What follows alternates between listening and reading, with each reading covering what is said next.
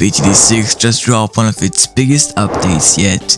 New game modes, balance changes, a fresh map, and even some quality of life updates. Today we're breaking it all down, so let's get into it. Now, this is not just another game mode, it's basically its own game inside BTD6. A single-player roguelike campaign where you build a team of pre-cross-path towers, the ability to collect artifacts and enhance their tower. Now, you start with a hero in up to 10 preset towers. You battle through handcrafted maps with random paths and enemy waves each run. Artifacts give powerful unique boosts. There are also challenge tiles present, like boss rush races and lease cash, that offer risk-reward mechanics without losing lives if you fail. Merchants and campfires allow tower upgrades and training.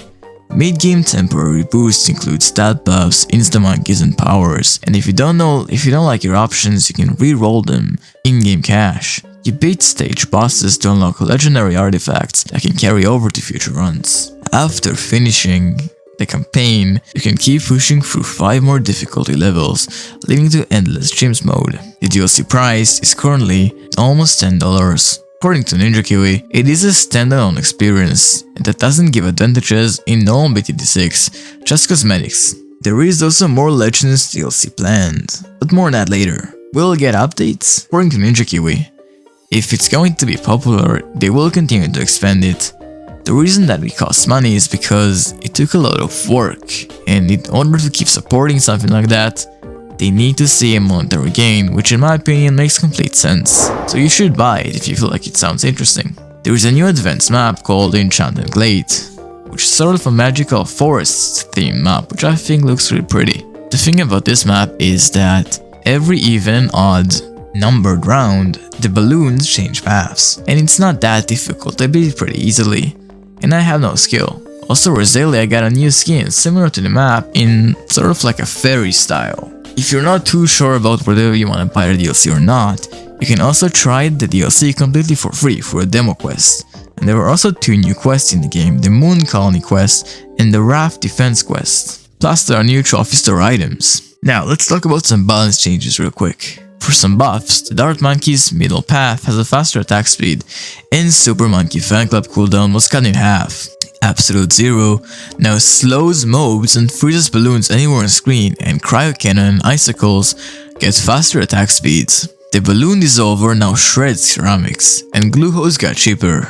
Frag Bombs now do more damage. Recursive Cluster and Balloon Impact are cheaper, and Mob Mauler is now cheaper, but Mob Assassin got a bit more expensive. For the Sub Commander's Herbal Stars increased from 3 to 5, and Armor Piercing Darts is way cheaper. Apache Dart Ship, its move speed now matches with Apache Prime. Wizard Monkey, the Archmage's fire-based attacks now hit mobs harder. Summon Phoenix is cheaper, and Shimmer reveals count balloons faster, making it a much more viable option.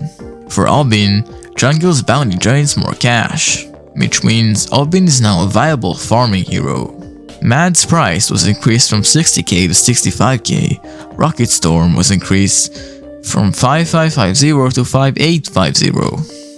Sentries can no longer be overclocked, which apparently was a thing.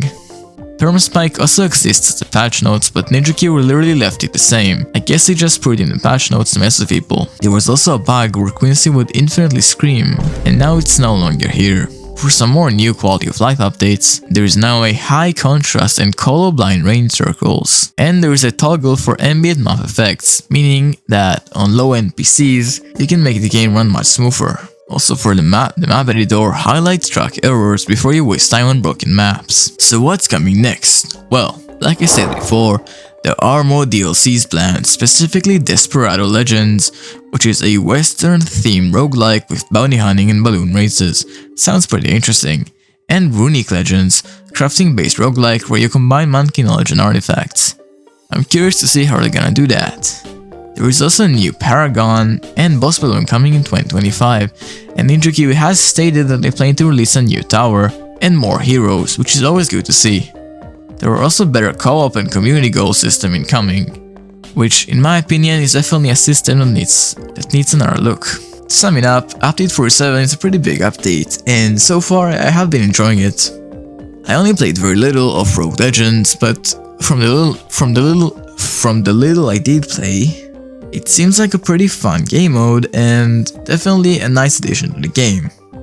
Let me know what's your favorite addition in this update is. And if you enjoyed the video, maybe give us a like or subscribe, as it always helps. See you next time.